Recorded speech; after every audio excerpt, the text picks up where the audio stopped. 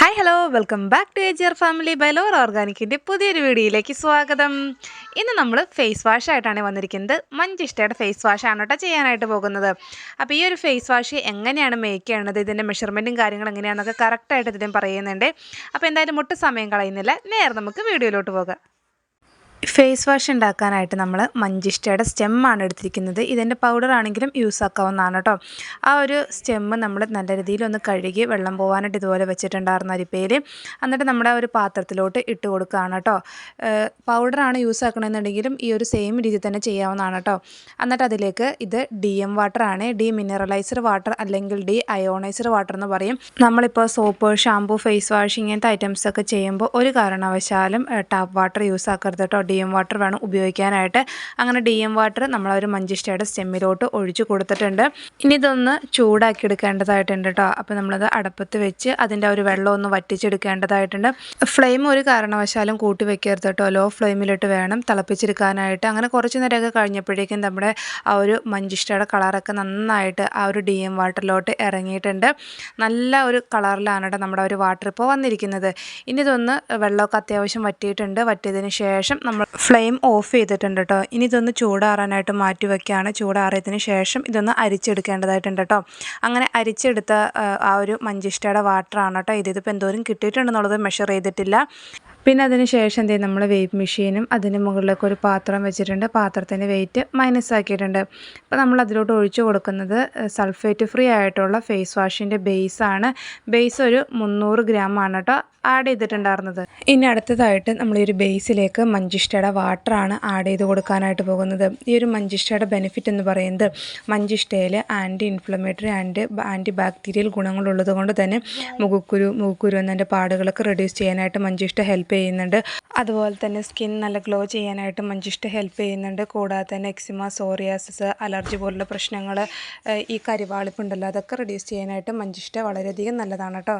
മഞ്ചിഷ്ടയുടെ water നമ്മൾ 2 തവണയായിട്ടാണ് add ചെയ്തിട്ടുണ്ടായിരുന്നത്. Total 112 ഗ്രാമാണ് കേട്ടോ ആഡ് ചെയ്തിട്ടുണ്ടായിരുന്നത്.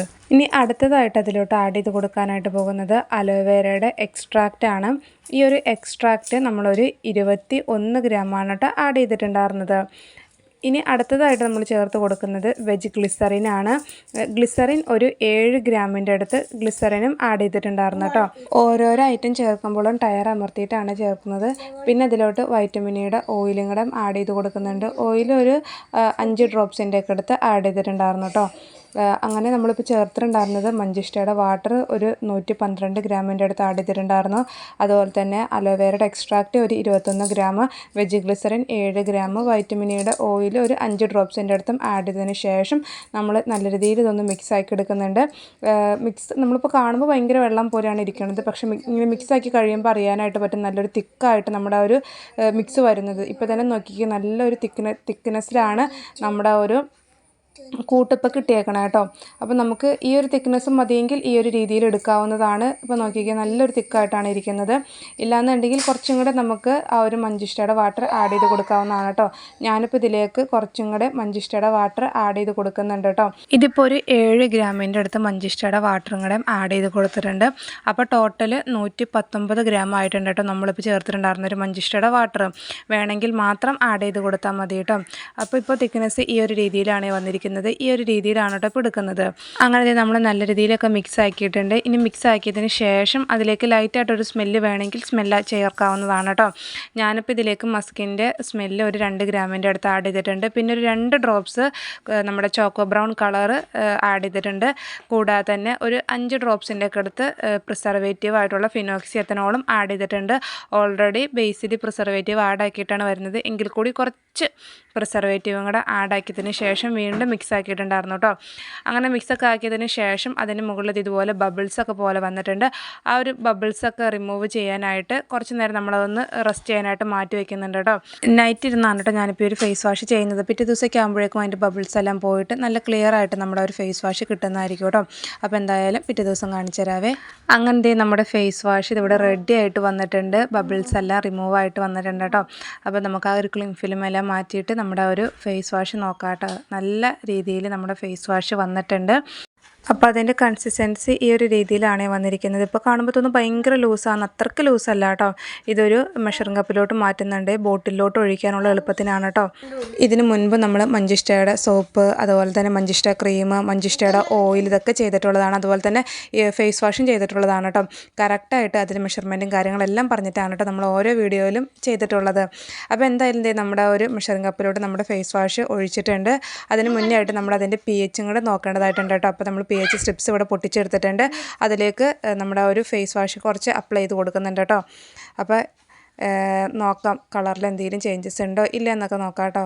ഇതിപ്പോൾ ഫേസ് വാഷിൽ ജസ്റ്റ് അപ്ലൈ ചെയ്തതിന് ശേഷം അങ്ങനെ പ്രത്യേകിച്ച് ചേഞ്ചസ് ഒന്നും കാണാനില്ല. എങ്കിൽ കൂടി കുറച്ച് നേരം നമ്മളതൊന്ന് റെസ്റ്റ് ചെയ്യാനായിട്ട് മാറ്റി വെച്ചിട്ടുണ്ടായിരുന്നു കേട്ടോ.